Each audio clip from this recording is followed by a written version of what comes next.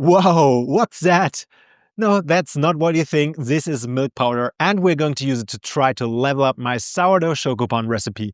But will it work? That's the question.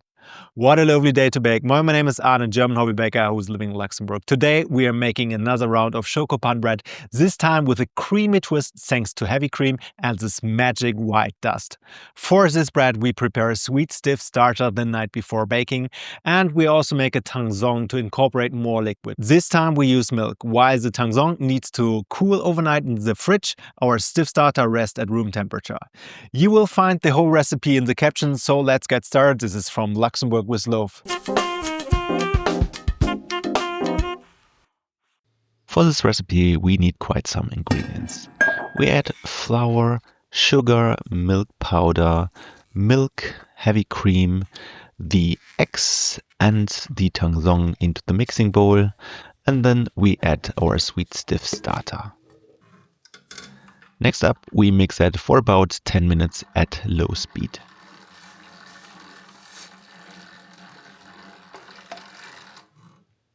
And then it's time to add butter and salt, and then we mix for another 5 minutes at high speed.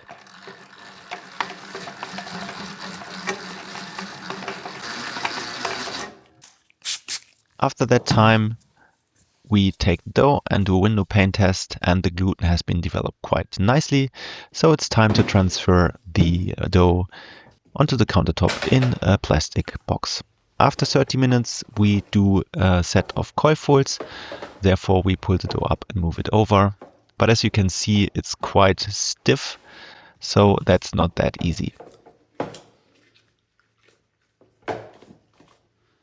So I decided to only do a second set after another 30 minutes of waiting.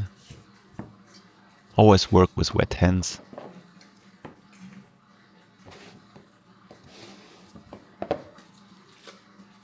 And then I have let the dough ferment for about 4 hours. After that time it had really increased in size, so I'm taking here my kitchen scale and weigh the dough so that I can divide it into 6 equal portions. 1600 geteilt durch 6. Each should weigh around 266 grams.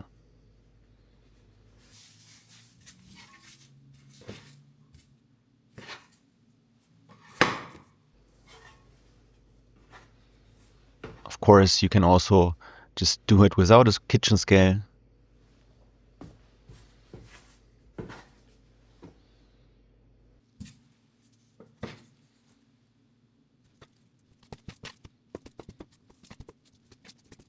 But I think it doesn't take that long.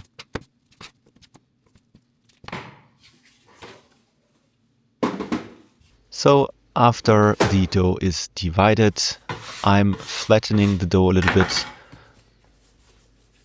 because I want to roll it out.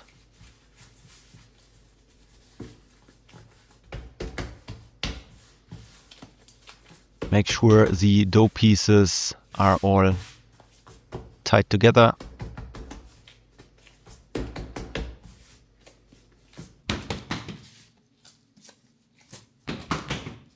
From this stage on, you don't need that much flour.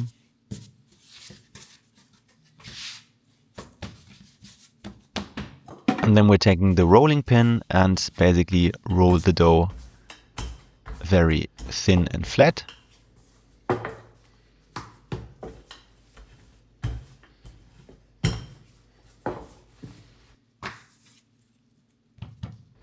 And then we flip the dough to the middle from both sides. And then we roll the dough up. Roll it very tight. Then the dough will expand better later in the oven.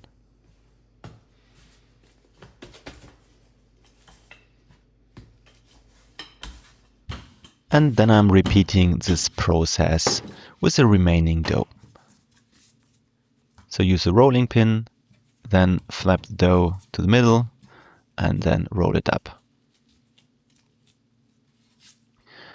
And then once you have rolled up the dough, you can seam the edges like this, and then place it with the seam down.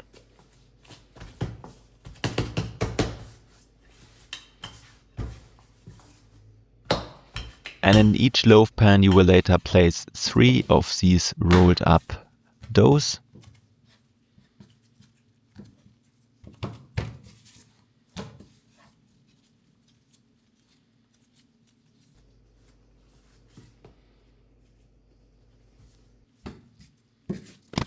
And then you repeat that process 3 more times.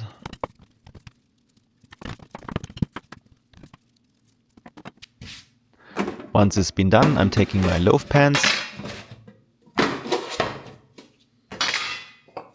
and then I'm having here like a non-sticky spray.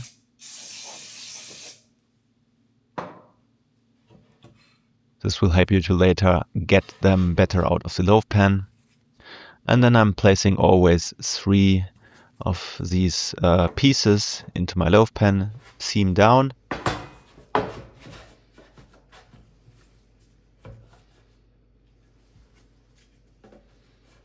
At the moment, as you see, they fill a little bit, like half of the loaf pan. And then we let it ferment for maybe the next 3 hours. And then they should be like 80% of the loaf pan.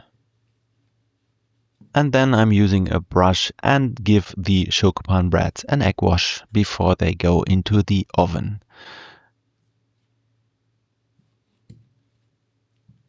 I have preheated my oven to 220 degrees Celsius, that's 428 degrees Fahrenheit. And I reduce the temperature now to 180 degrees Celsius, that's 356 degrees Fahrenheit.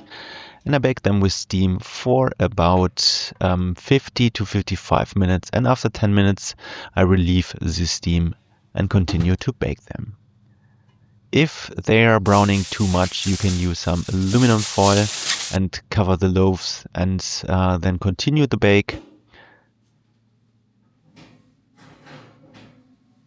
And after 55 minutes, I took mine out of the oven. And they look like this. Pretty nice. Very brioche. But you see, like it's way whiter in the middle. And then I let the breads cool down for some time. And look at this. Didn't I look gorgeous in the sun down? So let's see what we have inside. The good thing about Shokupan is you can rip them apart like this. Oh, that looks so good.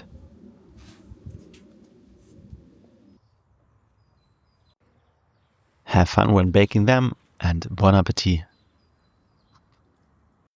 I hope you liked this video. Turns out milk powder binds too much liquid, so I'm definitely going to bake this recipe again, but maybe add 50-60 grams more milk or heavy cream. That should fix it. I'd love to hear your favorite soft bread experiments. Drop me in the comments below. And if you want a version with chocolate or matcha, maybe I can make this happen. That's why you should not forget to like this video, subscribe to my channel and turn on notifications so you'd never miss a bake. I wish you a great day. Eddie and goodbye.